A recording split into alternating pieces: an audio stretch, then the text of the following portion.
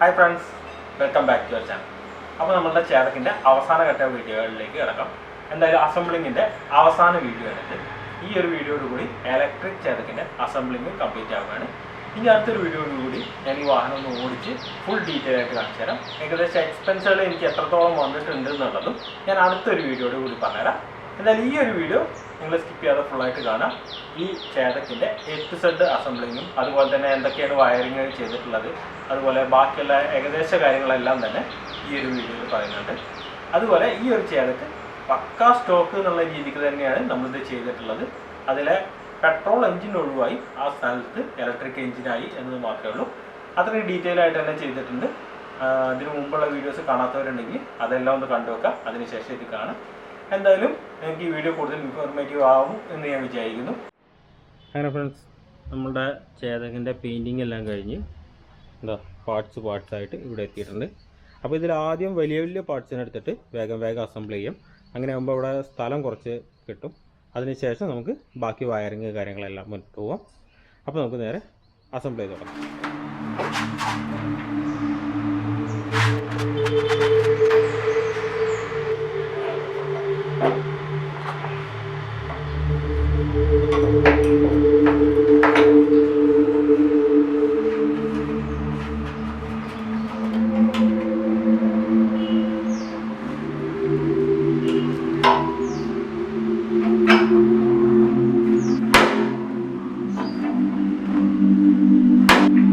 ഇതാണ് നമ്മളുടെ സ്വിംഗാം വരുന്നത്.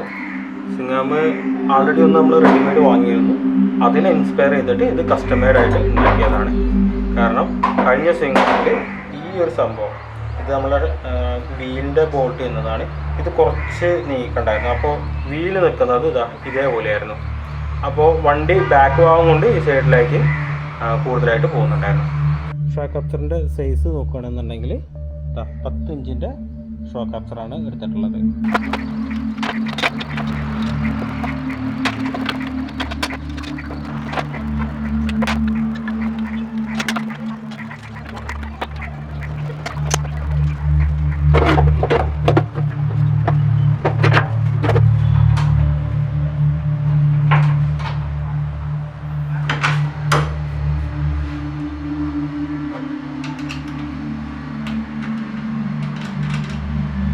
ചേതക്കിൻ്റെ സ്വിംഗാമും സസ്പെൻഷനും ബാക്ക് സസ്പെൻഷനും നമ്മൾ സെറ്റ് ചെയ്ത് കഴിഞ്ഞിട്ടുണ്ട്.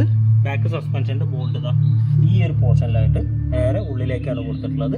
അവിടെ നമുക്ക് ഈസി ആയിട്ട് ബോൾട്ട് ഇടാൻ സാധിക്കും. അതിനുശേഷം സ്വിംഗാമിൻ്റെ ഷോക്ക് അബ്സർ ഈ ഒരു പോർഷനിൽ ചേതക്കിൻ്റെ ഒറിജിനൽ ഷോക്ക് അബ്സർ ഇരിക്കുന്ന അതേ പോർഷനിൽ തന്നെയാണ് ഈ ഒരു വന്നിട്ടുള്ളത്. പക്ഷേ ചെറിയൊരു രീതിക്ക് ചെരിഞ്ഞിട്ടുണ്ട്. നമ്മൾ ഇപ്പുറത്തെ സൈഡിൽ അതിനായിട്ട് ഒരു കട്ടിങ് ഉണ്ടാക്കുകയാണ് ചെയ്തിട്ടുള്ളത്. ഇപ്പോൾ ബാക്ക് ഭാഗം കറക്റ്റായിട്ട് ഇരിക്കുന്നുണ്ട്. ഇത് ചേതകിൻ്റെ ഒറിജിനൽ ബോൾട്ട് തന്നെയാണ് വരുന്നത്. നമ്മുടെ ചേതകിൻ്റെ സ്വിംഗാമിൻ്റെ ഒറിജിനൽ ബോൾട്ട് തന്നെയാണ് വരുന്നത്. ഇത്രയാണ് മെയിനായിട്ട് ഈ ഒരു പോർഷനിലായിട്ട് വരുന്നത്. അടുത്തായിട്ട് നമ്മൾ സെറ്റ് ചെയ്യാൻ പോകുന്നത് ഫ്രണ്ട് ബോക്സ് ആണ്. സാധാരണ ചേതകിൻ്റെ ഫ്രണ്ട് ബോക്സിൻ്റെ ഈ ഒരു പോർഷനിലായിട്ട് ഒരു കട്ടിംഗ് ആണ് ഉണ്ടാവുക. നമ്മുടെ നെട്ട് അതിലേക്ക് ഇടാൻ വേണ്ടിയിട്ടുള്ള ഒരു കട്ടിംഗ് ആണ്. പക്ഷേ എൻ്റെ എക്സ്പോർട്ട് ക്വാളിറ്റി ചേതകായതുകൊണ്ട് ഇവിടെ ഒരു ടയർ വെക്കാനുള്ള ഒരു ഓപ്ഷനാണ് വന്നിട്ടുണ്ടായിരുന്നത്. അപ്പോൾ ആ ഒരു ഭാഗം അതേപോലെ നിലനിർത്തിക്കൊണ്ട് ഞാനിവിടെ 4 ബോൾട്ട് വെച്ചിട്ട് വെൽഡ് ചെയ്യാണ് ചെയ്തിട്ടുള്ളത്.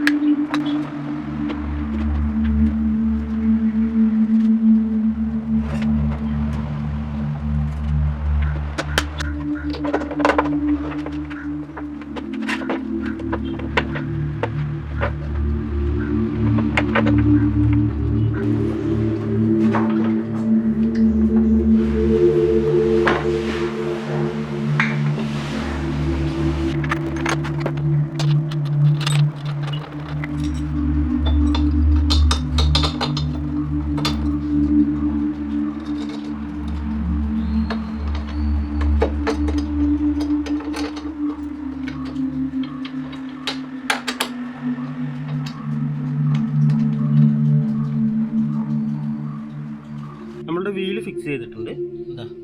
ഇപ്പോൾ ഈ ഒരു ഹൈറ്റും അതുപോലെ തന്നെ ഫ്രണ്ടിൽ വീല് വരുമ്പോൾ ഫ്രണ്ടിലത്തെ വീലിൻ്റെ മഡ്ഗാർഡിൻ്റെ ഹൈറ്റ് ഏകദേശം കണ്ടാൽ അറിയാം, അവിടെ ഒരു ഹോള് ചെയ്തിട്ടുണ്ട്. നേരെ വയർ എടുത്തിട്ട് അതിലൂടെ കൊണ്ടുവന്ന് ഉള്ളിലേക്ക് എടുത്തിട്ടുണ്ട്.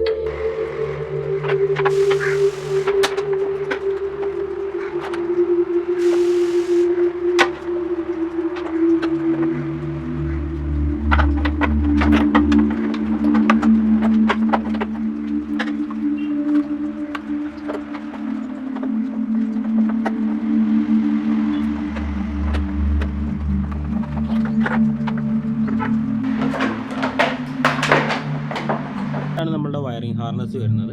ഇതിൽ ഒട്ടുമിക്ക എല്ലാ ഭാഗത്തേക്കുള്ള വയറിങ്ങിൻ്റെ ഇത് കിറ്റായിട്ട് തന്നെ വാങ്ങിയതാണ്. ഞാനിത് സെപ്പറേറ്റ് ചെയ്തെടുത്തതല്ല. ഞാൻ കയ്യിൽ കിട്ടിയതിന് ശേഷം ഞാൻ ഓരോ ഭാഗത്തേക്കുള്ള വയറിങ്ങിനെ ഇതുപോലെ സെപ്പറേറ്റ് ആക്കിയിട്ട് സ്ലീവ് ചെയ്ത് അതിനെ ടാപ്പ് ചെയ്യുകയാണ് ചെയ്തിട്ടുള്ളത്.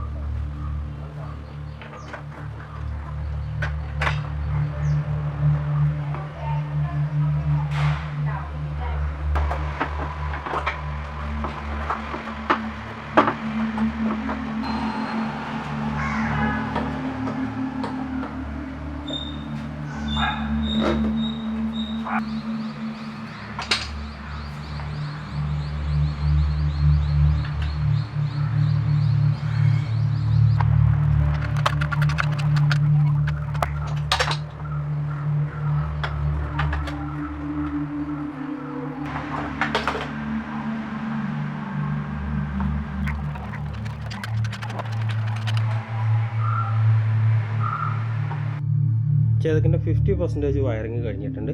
ഇതിൻ്റെ ഉൾഭാഗത്തത് കംപ്ലീറ്റ് ആയി. അതുപോലെ തന്നെ ബാക്കി ഹാൻഡിലേക്കുള്ള വയറിങ്ങുകളെല്ലാം എന്താ ഇവിടെ വരെ കൊണ്ടുവന്നെത്തിച്ചിട്ടുണ്ട്. കുറച്ച് ഭാഗങ്ങളൊന്നും കാണിക്കാൻ പറ്റിയിട്ടില്ല, കാരണം ഇത് പല സമയങ്ങളിലായിട്ടിരുന്ന് ഞാൻ ചെയ്തതാണ്. അപ്പോൾ മെയിനായിട്ട് ഇതിൽ ഓരോ വയറിനെ സെപ്പറേറ്റ് ചെയ്തിട്ട് ടാപ്പ് ചെയ്തിട്ടുണ്ട്. ഇത് കമ്പനി വയറിംഗ് കിറ്റാണ് വാങ്ങിയിട്ടുള്ളത്, പക്ഷേ ഞാനതിനെ സെപ്പറേറ്റ് ചെയ്ത് നമുക്ക് ആവശ്യമുള്ള വയറിങ്ങുകൾ മാത്രമേ ഇതിലെടുത്തിട്ടുള്ളൂ. അതിൽ ഇത് ത്രോട്ടലിൻ്റെയാണ് വരുന്നത്. ഈ ഭാഗം പോസിറ്റീവ് നെഗറ്റീവ് രണ്ട് ഇത് മാത്രമേ വരുന്നുള്ളൂ.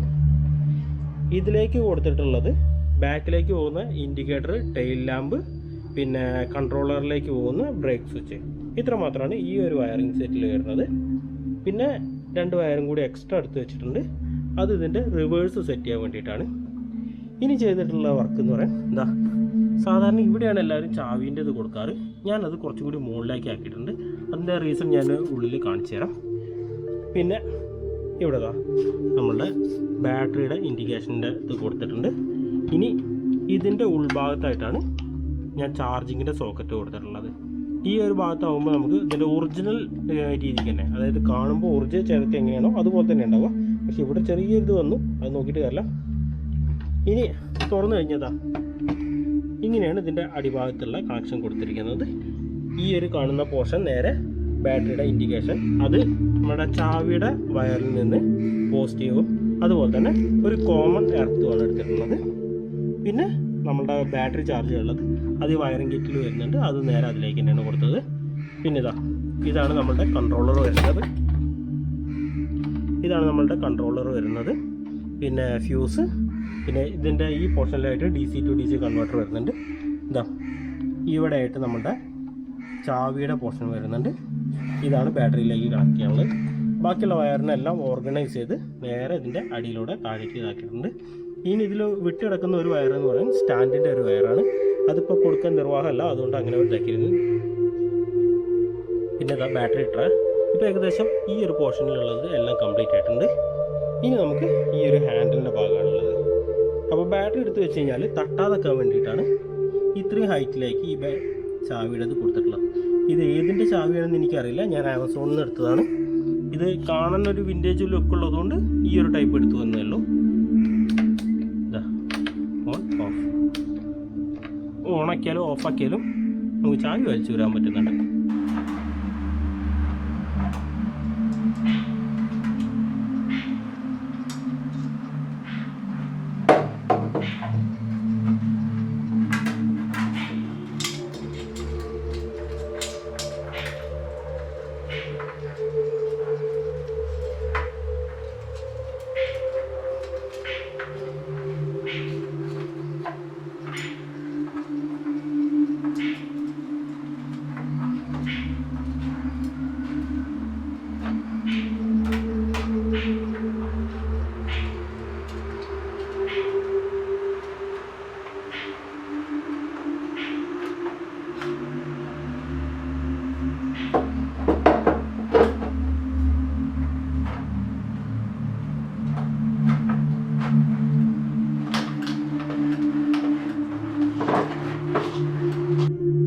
നമ്മളുടെ ചേതക്കിൻ്റെ ഫ്രണ്ട് കംപ്ലീറ്റ് ആയിട്ട് ഫിക്സ് ചെയ്തിട്ടുണ്ട്.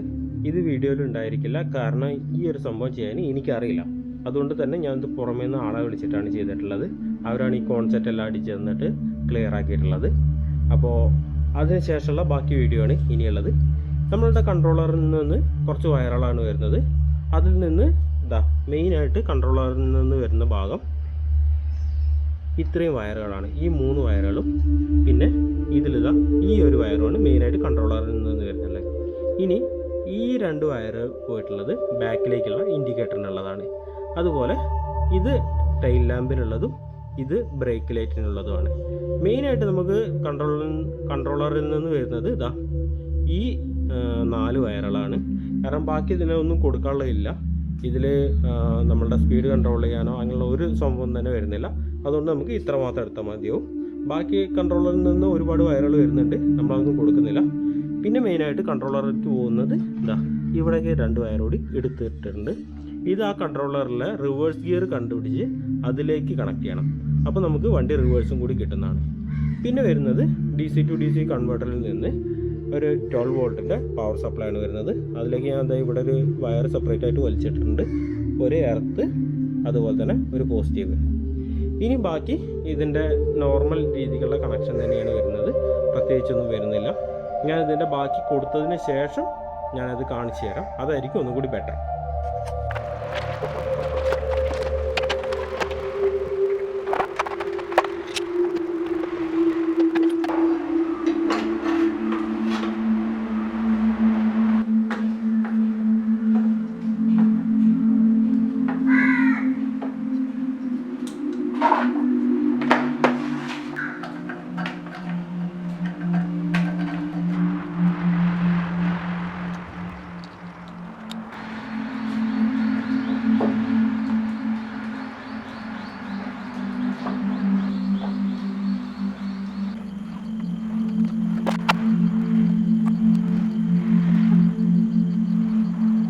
ചേതക്കിൻ്റെ ഇടത്ത് ഭാഗത്ത് സ്വിച്ച് ഞാൻ ആൾട്ടർ ചെയ്തിട്ട് നമ്മൾ ഓട്ടോറിക്ഷേൻ്റെ സ്വിച്ചാണ് വെച്ചിട്ടുള്ളത്.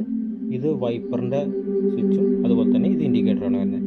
നമ്മൾ ഈ വൈപ്പറിൻ്റെ സ്വിച്ചിൽ നിന്ന് 2 വയർ എടുത്തിട്ടുണ്ട്, അതുപോലെ തന്നെ ഇൻഡിക്കേറ്ററിൻ്റെ വയർ നോർമലായിട്ട് കണക്ട് ചെയ്തിട്ടുണ്ട്. നടുഭാഗത്തായിട്ട് ലൈനും ലെഫ്റ്റ് റൈറ്റുമാണ് വന്നിട്ടുള്ളത്.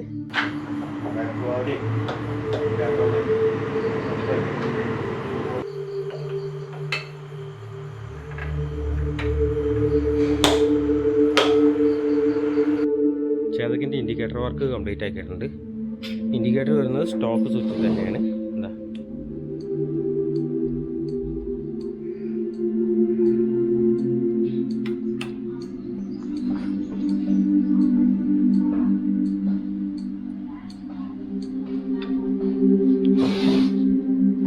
ഇതിൽ ചെയ്തിട്ടുള്ളത് മെയിൻ ലൈനിൽ നിന്ന് ഒരു വയർ ഫ്ലാഷറിലേക്ക് എടുക്കുകയാണ് ചെയ്തിട്ടുള്ളത്.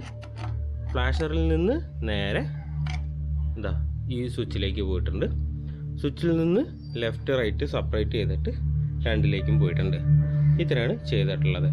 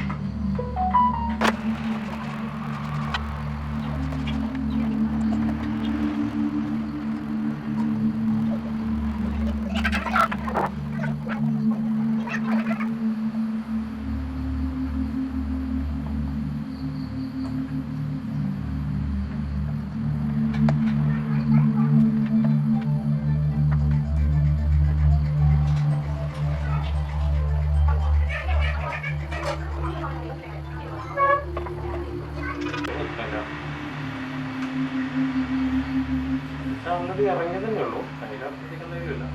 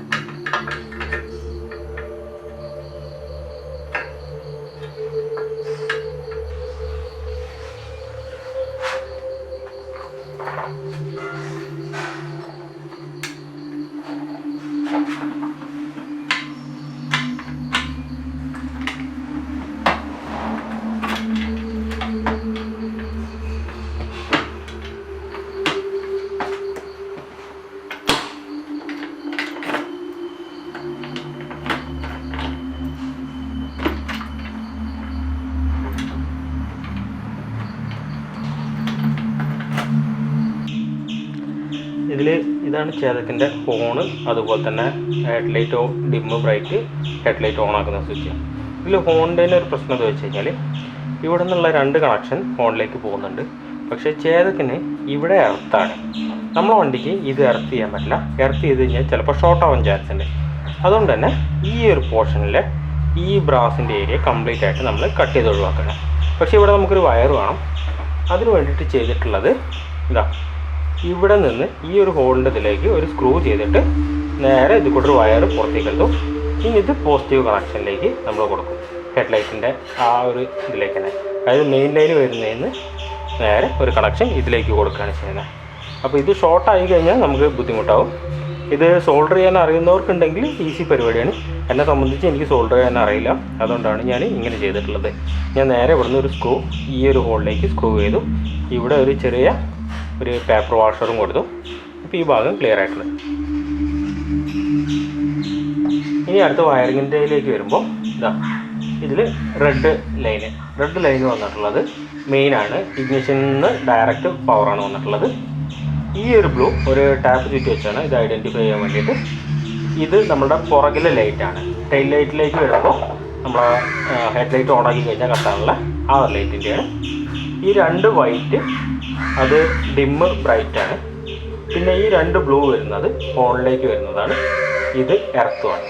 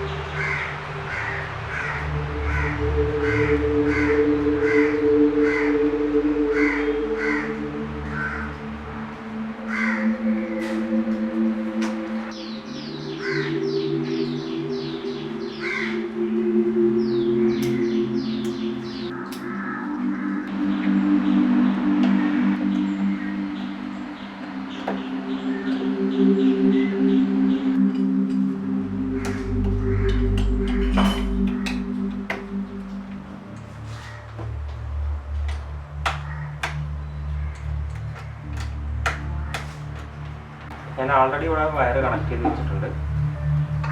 ബാക്കിയുള്ള ഭാഗം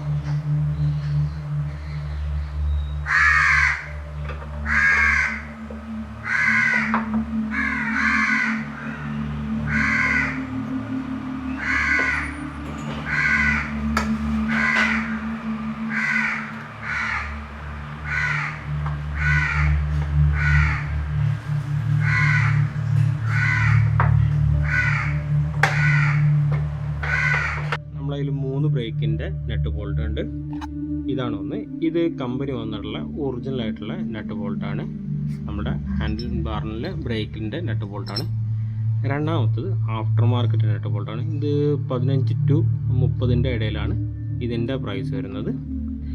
പിന്നെ വന്നിട്ടുള്ള കുറച്ചും കൂടി നീളം കൂടിയിട്ടുള്ള അടുത്ത നെറ്റ് ബോൾട്ട്.